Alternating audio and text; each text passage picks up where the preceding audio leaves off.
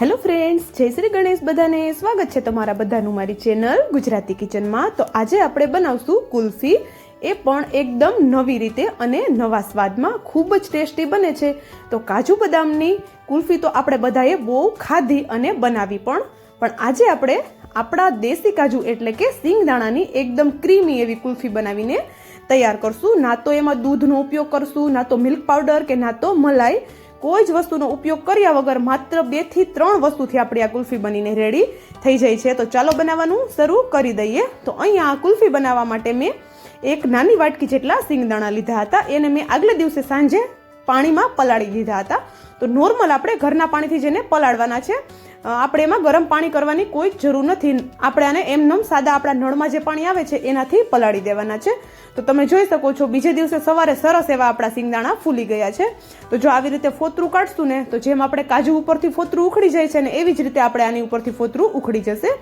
તો એવા સરસ એવા આપણા સિંગદાણા અહીંયા પલળીને તૈયાર થઈ ગયેલા હોવા જોઈએ. તો આગલે દિવસે રાતે પલાળી દઈશું એટલે આપણે સવારે આવા સરસ પલળીને રેડી થઈ જશે. તો આપણે આને પીસવાના છે. તો પીસવા માટે આપણે આને સિંગદાણાને પલાળવા ખૂબ જરૂરી છે. તો આવી રીતે સિંગદાણા પલળેલા હશે તો એકદમ એનું ક્રીમી એવું એનું મિલ્ક બનીને રેડી થશે. તો જો અહીંયા હું પીસવા માટે હવે આને બધું પાણી પહેલાં હટાવી લઉં છું ને એક પાણીથી મેં એને વોશ કરી લીધા છે, કારણ કે આગલા દિવસે રાતે આપણે પલાળ્યા હતા.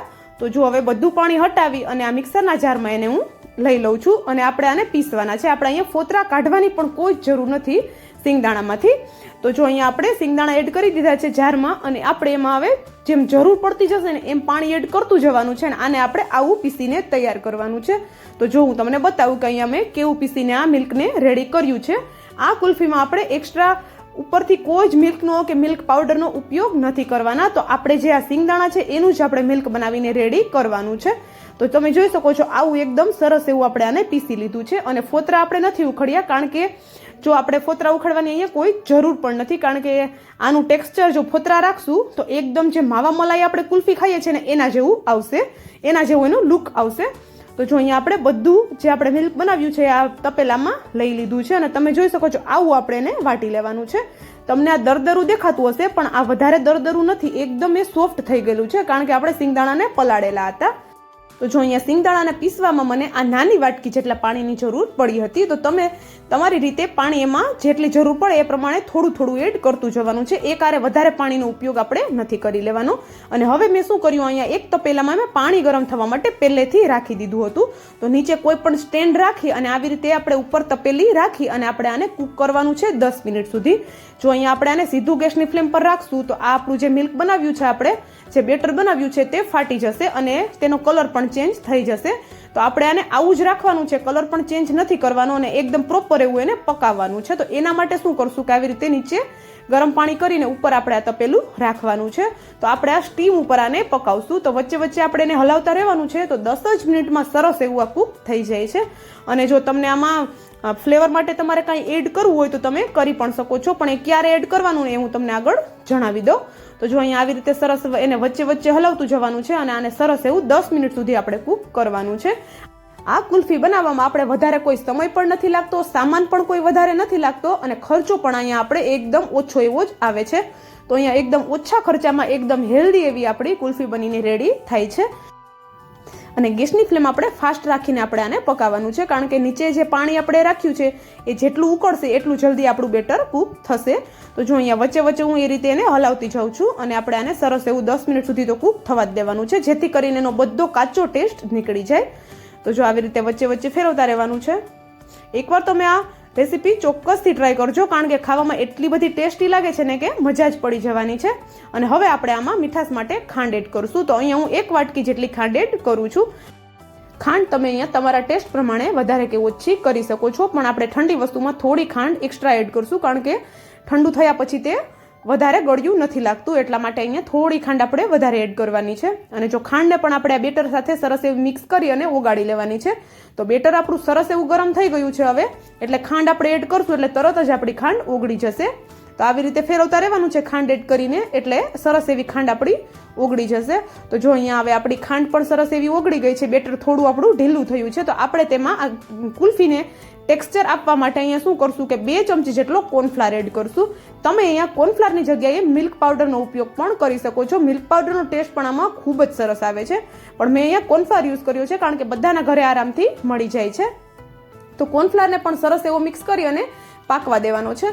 અને જો તમારે આ ગુલ્ફીને ફ્લેવરવાળી બનાવવી હોય ને તો તમે અહીંયા થોડો કસ્ટર્ડ પાવડર પણ એડ કરી શકો છો, 2 ચમચી જેટલો, અથવા તો કોઈ એસેન્સ પણ આમાં એડ કરી શકો છો. તમને જે ફ્લેવર પસંદ હોય એ ફ્લેવર તમારે અહીંયા એડ કરી દેવાની છે. તો ફ્લેવરવાળી કુલ્ફી પણ ખાવામાં ખૂબ જ ટેસ્ટી લાગે છે. તો તમે અહીંયા કસ્ટર્ડ પાવડર જો તમારી ઘરે અવેલેબલ હોય તો તમે ચોક્કસથી એડ કરજો, અથવા તો મિલ્ક પાવડરનો પણ ઉપયોગ કરશો તો પણ આ કુલ્ફી એકદમ ખાવામાં ટેસ્ટી બને છે. તો જો અહીંયા હવે બધું સરસ મિક્સ કરી લીધું અને હવે હું એને સરસ એવું થોડી વાર પકાવું છું. એટલે 5 મિનિટ આ બેટરને આપણે એમ જ કૂક થવા દીધું અને આ બધી વસ્તુ એડ કર્યા પછી 5 મિનિટ પછી આપણે કૂક થવા દીધું, જેથી કરીને ટોટલ 10 મિનિટ થઈ પણ આપણે બધી વસ્તુ પણ સરસ એવીમાં કૂક થઈ ગઈ. તો જો નીચે ઉતારી લીધું છે અને થોડું ઠંડુ એને મેં થવા દીધું છે. તો તમે જોઈ શકો છો બેટર સરસ એવું આવું ઘાટું થઈ ગયું છે ને એકદમ ક્રીમી એવું આપણું બેટર દેખાય છે. તમે જોઈ શકો છો કે કેટલું બધું ક્રીમી એવું આપણું બેટર દેખાય છે. તો હજુ આપણે આને ઠંડુ થવા દઈશું અને પછી આપણે આને કુલ્ફી માટે ભરશું. તો જો અહીંયા આવી રીતે થોડું પોળું કરી દઈશું, જેથી કરીને સરસ એવું ઠંડુ થઈ જાય. તો ઠંડુ થાય પછી આપણે આગળની પ્રોસેસ કરવાની છે. તો હવે આપણે આને રાખી દઈએ ઠંડુ થવા માટે. તો જો આપણું બેટર સરસ એવું ઠંડુ થઈ ગયું છે. તો હવે આપણે કુલ્ફી બનાવવા માટે આવો ઘરમાં જે આપણો ગ્લાસ હોય છે ને એ પણ તમે લઈ શકો છો. આવી રીતે જે પ્લાસ્ટિકનો ગ્લાસ આવે છે એ પણ લઈ શકો છો, અને કુલ્ફી માટેનું મોલ્ડ જો તમારી ઘરે હોય તો તમે એ પણ લઈ શકો છો. ગમે એ વસ્તુમાં તમે આને જમાવી શકો છો. તો અહીંયા હું જે પ્લાસ્ટિકનો ગ્લાસ છે ને એ લઉં છું. તમે સ્ટીલનો ગ્લાસ લેશો તો પણ આરામથી આ કુલ્ફી જામી જાય છે, અને સ્ટીલના ગ્લાસમાં વધારે સરસ બનશે પ્લાસ્ટિક કરતાં.